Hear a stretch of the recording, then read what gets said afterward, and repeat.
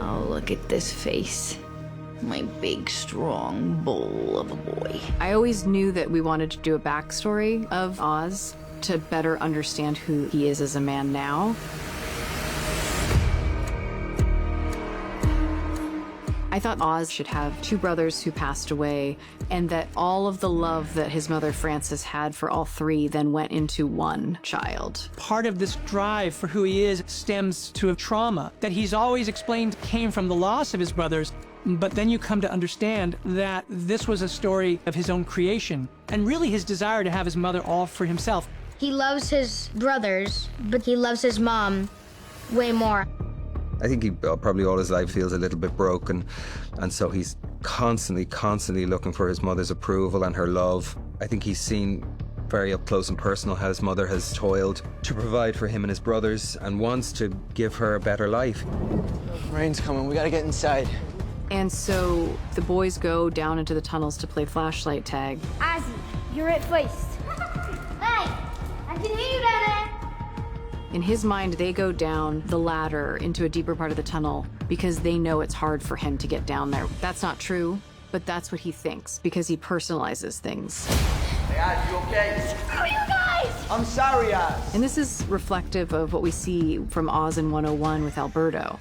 Alberto demeans him, and Oz impulsively shoots him. What we reveal in 7 is there's a similar situation. Have fun getting out! As the water begins to rise and he knows the rain's coming down and he has every opportunity to stop it, he lets that impulsive act become permanent. Please let us out, please. We're trapped down here! It's not that he actively kills his brothers. It's that he actively does nothing to stop it. Where are your brothers? They went to the movies. Why didn't you go? I wanted to be with you. When he's finally wrapped up and they're, sitting on the couch watching a movie together with no brothers taking the affection that he loves and wants and needs. The life that he's always dreamt of is finally his, In Top Hat, when Fred Astaire is play acting, shooting with the machine gun and killing all his co-dancers, Oz raises an eyebrow like, ooh, I like this. And I just thought that was a very nice juxtaposition of what was going on.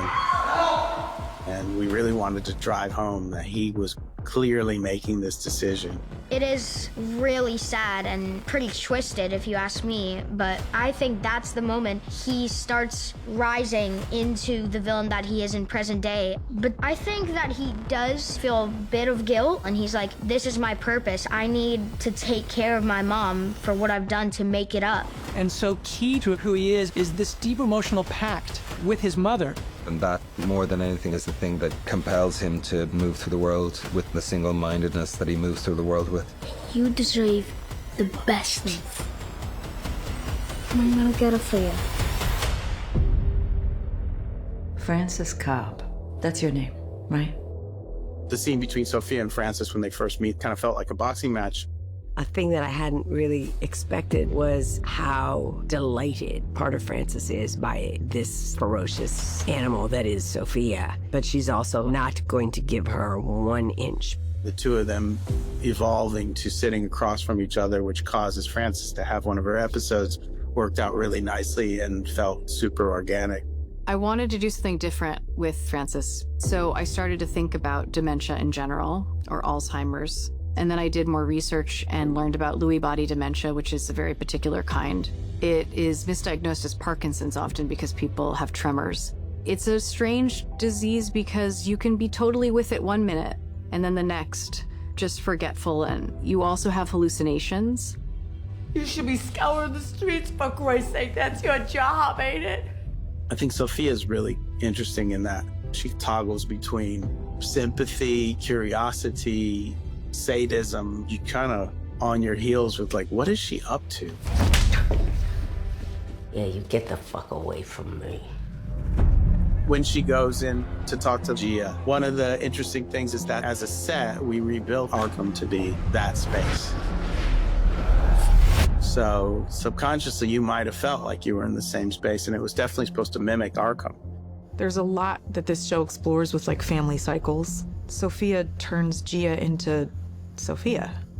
Did you kill them? My mom and my dad? She's lying to Gia. And then there's the moment where she realizes Gia has been cutting herself and that everything that she's doing, she was done to as well. And that she has to give Gia the truth. Everyone in our family deserved it. In Sophia's mind and heart, she's doing the right thing. She really believes, I'm giving you a better life than this family ever could have, and you can start fresh. From her conversations with Gia and her conversations with Francis, she starts to realize that she has been playing the same game her father has wanted from her. He put me in an institution, and the second I got out, I walked right into another one. Getting rid of this and shedding her skin of all of these people and all of this trauma is actually the healthier thing for her. I want to be free. I want Oz to feel pain. Real pain. The rug gets pulled out from under him. Filthy piece of shit! We wanted it to feel real rough, super violent. And Sal is backlit and just looks so fucking vicious with that light coming through his blonde hair. Listen up, everybody. Oswald Cobb is no longer in charge. The tunnels, it's his past and his present coming together. This is the place where his brothers died. And yet he has no problem setting up shop there. It's somehow the safety of that past and everything he's experienced is where he chooses his hideout to be. This place is filthy. It's Oz's turf. He knows he can survive, and he knows he can resist. So he's nodding to the various of his people. The violence is quick and decisive. All he wants is Oz head on a plate. No. Oh, fuck! Sal's death was very unexpected, and Oz's reaction was unexpected. You're supposed to destroy me, Sal! You know, show me what a big man you are, what a fucking big man you are! You know, it's like young Oz, that same energy. Then he gets so upset that he shoots the dead body.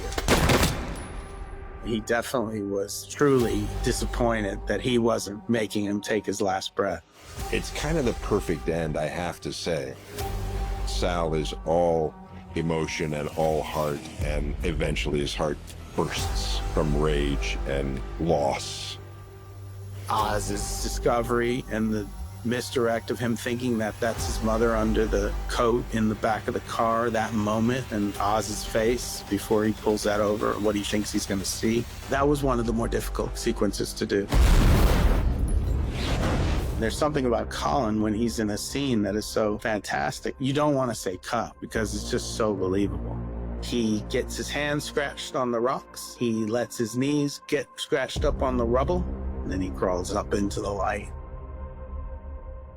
He probably relishes because it makes him act better. That's the kind of actor he is. That's why he's a movie star.